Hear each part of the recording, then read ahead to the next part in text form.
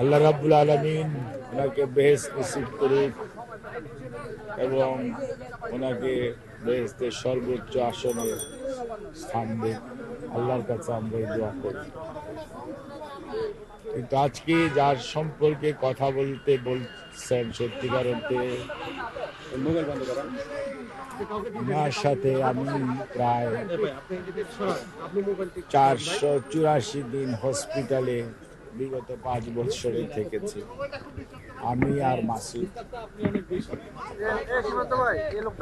এবং উনি বাংলাদেশ জাতীয়তাবাদী দলের চেয়ারপারসন, উনি একজন সন্তানের মা, উনি একজন পরিবারের প্রধান, উনি দেশের সাবেক 3বারের প্রধানমন্ত্রী, সর্বোপরি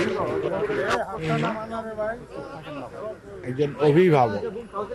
তিনি সবসময় দেশের জন্য, দেশের মানুষের জন্য, দেশের মানুষের পক্ষে, দেশের স্বাধীনতার পক্ষে কথা বলার জন্য সব সময় উনি চিন্তা করতেন এবং কোনো সময় মানুষের কষ্ট হয় এই ধরনের কোনো কার্যক্রমকে উনি উৎসাহ দিতেন না।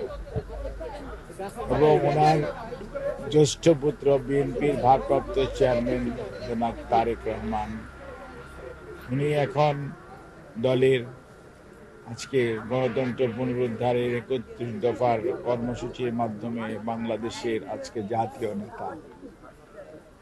উনিও ঠিক মায়ের মতোই, মা যেরকম আপসহীন, উনিও সবসময় দেখবেন উনি সিদ্ধান্ত যেটা গ্রহণ করেন সেটা বাস্তবায়নের জন্য সবসময় সচেষ্ট থাকেন। এবং দেশনেত্রী বেগম খালেদা জিয়া, ওনারকে আজকে আমরা হারিয়েছি, কিন্তু আজকে দেশ একটা অভিভাবক হারিয়েছে। বিএনপি যে খালি তার চেয়ারপারসনকে হারিয়েছে তা না, তার প্রমাণ উনি যখন অসুস্থ হয়ে যখনই হসপিটালে ভর্তি হতেন, হয়তো স্বৈরাচারের সময় স্বৈরাচারী সরকার ওনার খোঁজ খবর নিতেন না, কিন্তু অন্য অন্য রাজনৈতিক দলের নেতৃবৃন্দ এবং বাংলাদেশ জাতীয়তাবাদী দলের সকল স্তরের নেতা কর্মীরা সব সময় ওনার স্বাস্থ্যের ব্যাপারে খুবই সতর্ক থাকতেন, খোঁজ খবর নিতেন, উদ্বেগ প্রকাশ, উৎকণ্ঠার মধ্যে দিনাতিপাত করতেন। কিন্তু এইবার উনি ভর্তি হওয়ার পরে ওনার শরীরের অবস্থা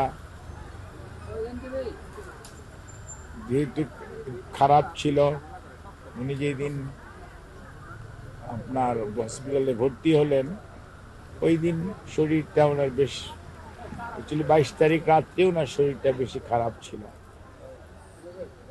তারপরে উনি রাত্রে আমাকে ডেকেছিলেন, এসেছিলাম, তারপরের দিন ওনাকে হসপিটালে ভর্তি করি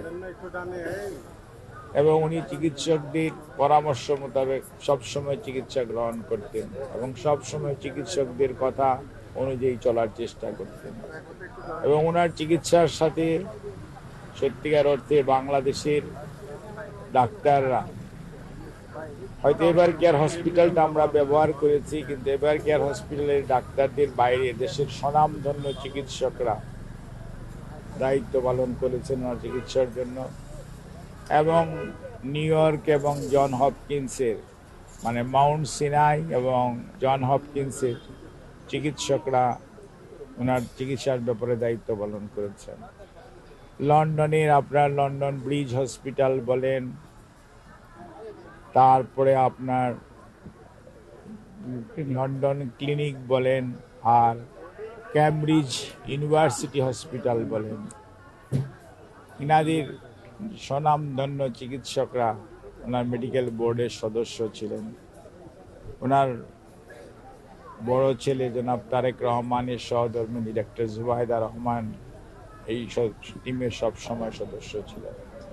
জনাব তারেক রহমান রাজনীতি নিয়ে অনেক ব্যস্ত থাকতেন, দল সংগঠিত করার জন্য দায়িত্ব পালন করেছেন, কিন্তু এর মাঝেও উনি ওনার মায়ের চিকিৎসার জন্য সার্বক্ষণিকভাবে মেডিকেল টিমের উপর যেমন নির্ভরশীল ছিলেন, দায়িত্ব দিয়েছিলেন, একইভাবে নিজেও প্রতিদিন মায়ের চিকিৎসার স্বাস্থ্যের সবসময় খোঁজ নিতেন এবং সবসময় উনি তদারকি করতেন, যাতে কোনো অবস্থাতেই ওনার আম্মার চিকিৎসার কোনো ধরনের ব্যত্যয় না ঘটে, এবং সর্বোচ্চটা করার জন্য চেষ্টা করতেন।